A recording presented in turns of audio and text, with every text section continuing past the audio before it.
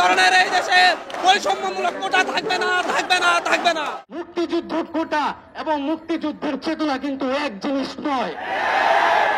মুক্তিযুদ্ধের চেতনা কোন গোষ্ঠীগত বংশ পরম্পরাদের জিনিস নয়। ওই বীরপুর 14 অটো রিক্সাওয়ালা ভাইগুলো রাস্তায় নেমেছিল, ওই দিনে তাদের দাবি মেনে নিয়েছে।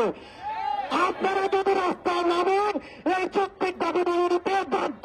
বাংলাদেশের শিক্ষার্থীদের জন্য দীর্ঘ সময় ধরে একটা অভিশাপ ছিল, একটা বৈষম্য ছিল, যে বৈষম্যের বিরুদ্ধে 18 সালে এই দেশের লক্ষ লক্ষ ছাত্র জনতা রাজপথে নেমে এসেছিল। সেই দিন রাজপথ প্রকম্পিত হয়েছিল, সংসদ প্রকম্পিত হয়েছিল, সারা দেশ প্রকম্পিত হয়েছিল। আর ঠিক তখন সেই দাবির প্রেক্ষিতে, গণদাবির প্রেক্ষিতে প্রধানমন্ত্রী ঘোষণা দিয়েছিলেন সকল ধরনের কোটা, সকল ধরনের বৈষম্য তিনি নিরসন করবেন, কোনো চাকরিতে কোনো ধরনের কোটা থাকবে না।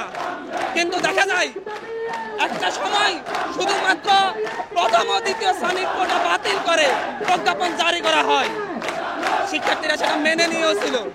কিন্তু দেখা যাচ্ছে দীর্ঘ 6 বছর পরে গণদাবির প্রেক্ষিতে যে দাবি আদায় হয়েছিল, সেই দাবির বিরুদ্ধে হাইকোর্ট একটা রায় দিয়েছে। এটা ছাত্রদের, শিক্ষার্থীদের হৃদয় রক্তকরণ ঘটিয়েছে, তাদের রক্তে আগুন লাগিয়েছে, যার ফলে শিক্ষার্থীরা আজকে গণদাবিতে রাজপথে নেমে এসেছে।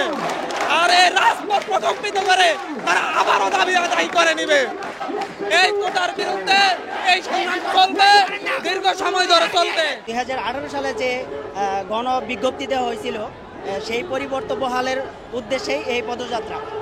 তো আমরা সবাই চাই যে কোটার পরিবর্তে মেধার জয় হোক। পরবর্তী যে পর্যন্ত আমাদের দাবি আদায় না হবে, সে পর্যন্ত এই অবস্থা চলমান থাকবে। আগামী 2 দিন আমাদের ঢাকা শহরে সম্মিলিত প্রতিরোধ হবে। বন্ধুগণ, আমরা স্পষ্টভাবেই বলেছি যে আমাদের কোটার প্রথম দাবিতে হচ্ছে 18 পরিপত্রকে পুনর্বহাল করতে হবে। কোটা নিয়ে যে কোনো সিদ্ধান্ত এই প্রথম দফা পালনের পরেই আমরা বিবেচনা করব। প্রথম দফা পূরণ সাপেক্ষে আমরা কিছু রূপরেখা দিয়েছি, যাতে বাংলাদেশে কোটার সমস্যা একেবারে নিরসন করা যায়।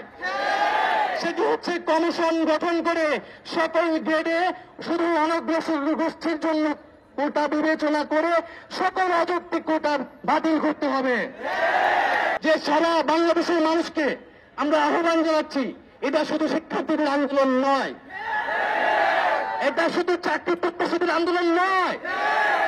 আজকে বিসিএস এর 400-500 শিক্ষার্থীরা চান্স পায়, বাকি শিক্ষার্থীরা কিন্তু অন্য পথ বেছে নেয়। এটা কেবল শিক্ষার্থীদের বিষয় নয়, এটা একটা রাষ্ট্রের বিষয়। তো সকল জনগণের প্রতি আহ্বান থাকবে, আপনারা এটা সোনার আন্দোলন, যে বাংলাদেশের ভবিষ্যৎ কি হবে, নীতি নির্ধারণের পথে কে যাবে। আমরা বলেছি সেটা মেধা ভিত্তিক ভাবে নিয়োগ করতে হবে। আরেকটা বিষয়, যে আমরা কোনো মুক্তিযুদ্ধ কোটার বিরুদ্ধে স্পেসিফিক ভাবে কোনো কথা বলছি না, আমরা পোষ্য কোটা সহ সকল অযৌক্তিক কথা, সেই কোটাগুলোর বিরুদ্ধেও বলছি।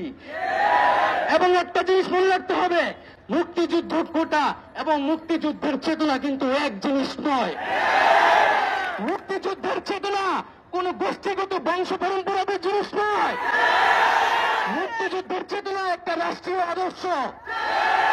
সারা বাংলাদেশের সকল নাগরিক, আমরা তরুণরা সেই আদর্শ ধারণ করি, এবং সেই আদর্শ ধারণ করে মুক্তিযুদ্ধে যে বৈষম্যের বিরুদ্ধে আন্দোলন করেছিল, আমরাও সেই বৈষম্য বিরুদ্ধে ছাত্র আন্দোলন আজকে আবার গড়ে তুলেছি।